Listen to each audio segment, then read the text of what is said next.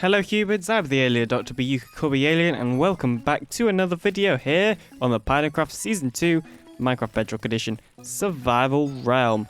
We are here at my Guardian kill chamber, and then we have my old account just AFK loading the actual Guardian farm. Whoa, that was a bit close. Loading the actual Guardian farm itself, which is obviously why all these Guardians are coming through, because I realized I hadn't actually shown you guys on camera this full thing working, because obviously I added in a couple of episodes ago all of these trapdoors for the updated Trident Killer, and I never actually showed you it all working. So as you can see here, it is all now properly working, as you can see. And yeah, I've been here for quite a while. As you can see, I've repaired all of my tools and armor, and obviously we're nearly up to level, well, we are up to level 80 now, which is pretty good. So one of the things that we could probably do at some point is this area, kind of just making like a storage system for it or something. But the issue is that in the nether, we obviously can't place down water. Go away. But yeah, anyway, as I was saying, so obviously in the nether, we can't place down water, which would just make building any form of storage system a massive pain down there. Obviously, we could go hopper only or something. However, that would be a pretty massive pain, just because of the fact that this farm is so incredibly fast, and just using hoppers will very likely result in many overflows, which we do not want.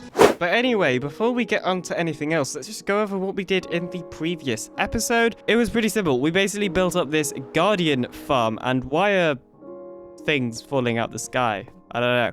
Anyway, we built up this thing, this Guardian farm, and we actually need to switch it to overworld only mode. So what I've been doing quite a lot is actually having my alt account right here. It is online, as you can see.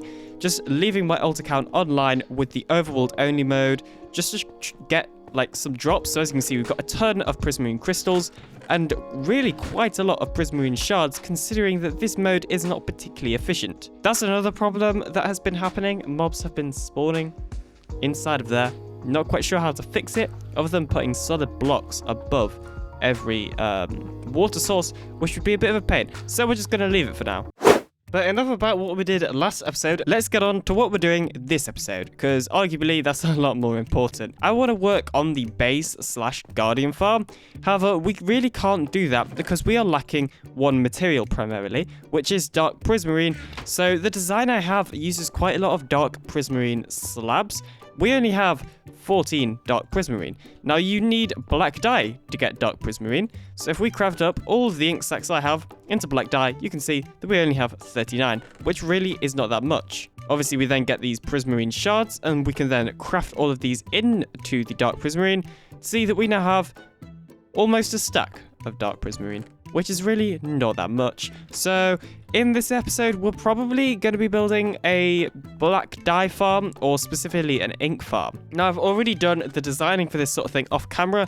And when I say designing, I mean really not that much designing at all and testing, which is why I didn't record any of it. But basically, my original plan was to put the ink farm actually underneath the Guardian farm. So we have a small amount of area underneath the Guardian farm that is still loaded in the Afk Spot. I thought, okay, we could just fit an ink farm under here. However, the only mob that spawns under here is actually the glow ink squids. And we don't need the glow ink squids, or the glow squids, whatever they're called. We don't need them. We need normal squids. And normal squids need to have nothing above their head to spawn. They can't have any blocks at all. So that means we're going to have to build our ink farm just somewhere around here, not really involved in the base, which is a shame, because I wanted to build a load of farms around here, but I guess we're not going to get to do that. And we obviously need to do this because we need the materials for the base. So we do have quite a lot of glass in here. However, I doubt this is enough. Now, yeah, we're going to potentially need to go collect some sand. In fact, let's go collect some sand right now.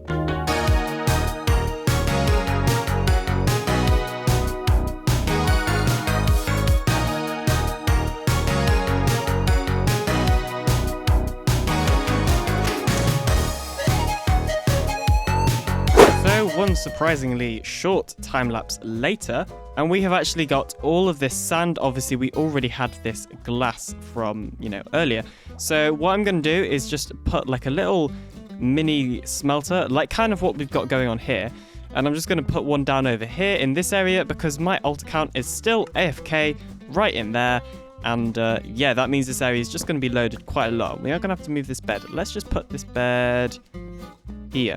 I imagine this place is probably going to get quite a lot of a chest monster. It's not a major issue, I guess, though maybe, I don't know. So in terms of fueling this thing, we can obviously just chuck in some lava buckets that we've gotten from the dripstone lava farm. Because yeah, we have a ton of those. We're actually going to just restock the smoker because with lava because well, we've got a lot of raw cod to smelt and even more coming in by the second because my AutoCam is obviously AFK here. Okay, so as you can see here, I've gone ahead and got a ton of cyan dye from the flower farm and also the cactus farm, of course.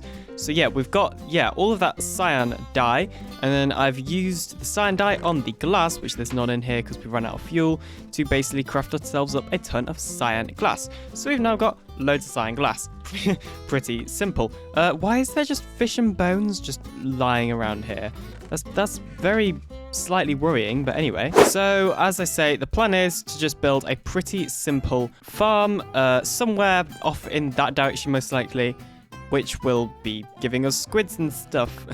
We primarily need it for squid, so yeah, that's why we're building this, because we want the black ink that you get from squids.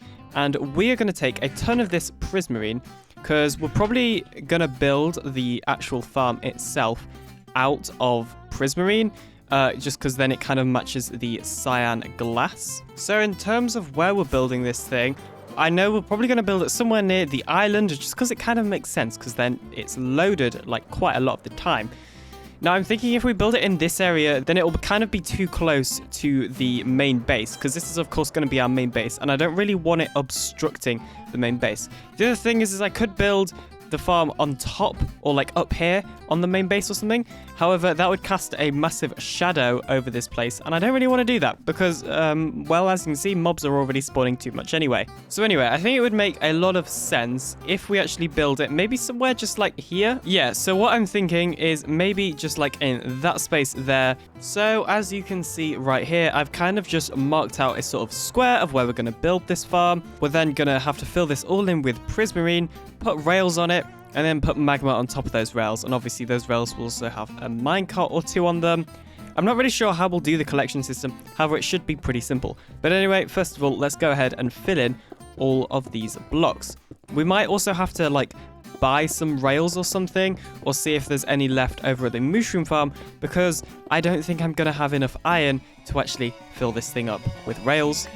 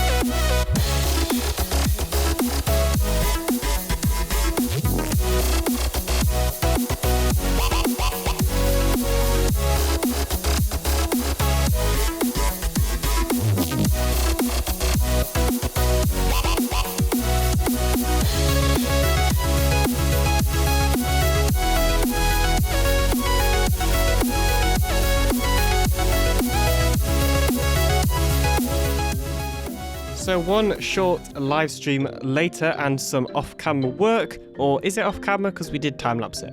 Well, whatever.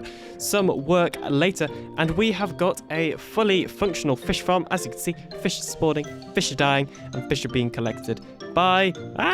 As I was saying, fish is being collected by the hopper minecart down here. So the stream replay will be available on my second channel, Alien 2, linked in the description. And if you're interested in catching my live streams actually live, then you can go ahead and check them out on twitch.tv/TheAlienDoctor_. But yeah, wow. So this thing is producing a lot more than I thought. Not gonna lie. In fact, that hopper minecart over there is quite possibly not going to be enough for how much this thing's producing, because apparently fish farms are actually OP. And the stupid thing is that somebody actually reminded me on stream. They were like, hey Alien, this won't be enough, and I was like, yeah, it will be. Guys, I don't think this is going to be enough. This is a major issue, because look at how much stuff we got here. Okay, there we go. I added the hopper and the chest, and wait, is the minecart coming back? I can't tell. Wait, has it knocked in? Oh, have the rails got broken? Because it looks like it's going in that direction. It looks like it's switched directions. That's a pain. Well, anyway, I'll just carry on talking and hopefully that'll fix itself or something. Okay, so in terms of storage, what we already have for this thing is actually incredibly simple. So if you look over here, we've obviously just got the hopper minecart running around on those rails, and then we've got this hopper minecart unloader. It will go into the hopper minecart unloader. If there are items in the hopper minecart, then they'll get collected by this hopper, which will then get readed by this comparator, which will then unpower that redstone torch, which will then unpower this repeater, which will then unpower this block, which as a result unpowers the powered rails, stopping the minecart from moving. That is how a hopper minecart works, ladies and gentlemen, or a hopper minecart unloader, in case you did not know. And as what is most likely about to be demonstrated, we're actually going to see that happen now. But then basically, I've modified this thing so that another comparator output will be taken from it. What? Okay, maybe that was just because there was too many items in there or something. Let me, I'm pretty sure that's just because I pushed it. I think. Either that or server lag, because I tested it and it worked, so I don't know why that's happened.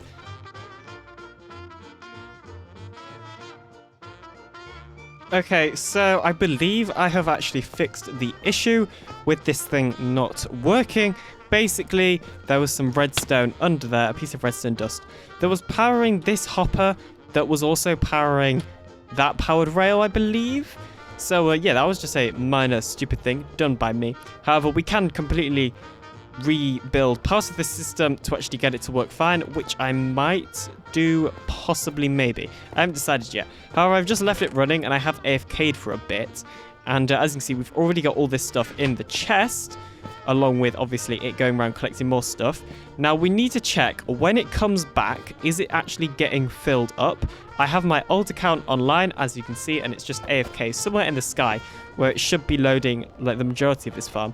So what I want to know is the hopper minecart getting filled up? And I've just accidentally fallen off. So something else I have done just for an extra lag system, sort of, because we are playing on a realm, and realms can get quite laggy, and sometimes the sort of normal hopper minecart unloader that we have right here does not work. So what I actually have, and you'll see it will be working in a second, this activator rail, which is then going to power this pulse extender, which then basically powers this redstone dust to unpower that rail. The reason that happens is because the comparator over here doesn't detect the hopper minecart quick enough, and the comparator needs to detect the hopper to unpower the rail. But that doesn't happen quick enough, at least on realms anyway. So that's why I've just got this extra redstone line in over there. But anyway, yeah, I don't think that was full looking at how much it's emptied, which is good news. However, you can still see that there is a lot on here. So what I am tempted to do is possibly make an unloading station over there. So a surprising amount of time later, and as you can see right here, we have actually completely built up the storage system for this farm. So it's not at all an item sorter. It is literally just a ton of chests with hoppers, and I imagine the hopper minecart hasn't actually returned yet, so I don't know if this thing actually works, but I would assume that it does. But yeah, this little chest down here, you can't see it, but it was starting to get pretty full, as you can see. So the reason I've not sorted this thing is because most of the items I'm just going to be able to throw out or put in a furnace pretty quickly. And because I doubt I'll be loading this area too much, it probably isn't going to be worth putting a furnace here and then having to constantly add fuel into that furnace. But yeah, as you can see right now, quite a lot of stuff and items are just filtering through here. Something else that we got is this massive water stream. And then over there, we've got a hopper minecart unloader with an auto dropper. Same setup as what we've got over here, just so that the hopper minecart gets unloaded twice, once here and once over there. That should mean that it gets full a lot less. So now all we need to do is find the exact AFK spot for this farm, like where the best place to AFK is. So to do that, I've obviously got the standard banner. Firstly, I'm going to need to find the middle, and falling in was definitely not what I wanted to do. Anyway, as I was saying, step one, we're going to need to find the center of this thing. I'm just going to use some blocks real quickly to count out the center. So annoyingly, it is actually odd number. It's 43, not even. So, I mean, does this look roughly centered? And I guess we're just going to have to do it that way because, yeah, we built it an odd size, not an even size. So this might annoy some people, but I'm not actually going to center this up exactly. I know, please don't get too mad at me. I just kind of want a rough center, which is probably about here. And then if we place this down, or if I had any spare blocks, I guess we'll just use this for now. Then yeah, we do need to go a bit higher, because if you don't know how these spawning spheres work, anywhere inside the green will not be able to spawn mobs. And I believe it works the same for passive mobs as well as hostile mobs. So yeah, we're going to have to go a little bit higher. Okay, so where I have the armor stand positioned right now should be good enough. Yeah, that's way... Yeah, that's actually really good. That's pretty much perfect. In fact, I don't even think it matters how high we are. In fact, I might lower it just a little bit, because although those items over there shouldn't despawn, I feel like just loading it down so that they're inside the spheres will just, yeah, keep my mind at peace. However, okay, that's good. This is fine. Okay, so I think this is the best height for it after doing some testing, because yeah, none of the water is in the green. And then as much as like the redstone and bubble columns of the farm is in the red, not that that really matters, I don't think. Hopefully, maybe, possibly. We'll find out sooner or later, I guess. So now what I'm going to do is go ahead and AFK for a little bit to test this thing out. But yeah, the part that we're doing next episode is literally just the floor of this bit down here. And this is just going to need slabbing, so I've got like a very specific pattern to slab this area with. And yeah, this is an issue that we're kind of having, and it's a little bit annoying. And I could solve it by putting solid blocks here, but that would be a bit annoying by putting solid blocks every source block, which I might have to do at some point. But for now, we're just going to leave it like that. And speaking of leaving things, I think it's time to leave this episode, because I need to get this video out, and also I want to start work on next episode, which is going to be actually building up this base. However, there's not really enough time to do that in this episode. So thank you ever so much for watching. I do hope that you have enjoyed. Feel free to like and subscribe today to join the Alien Empire. I'll see you in the next video coming soon. Bye.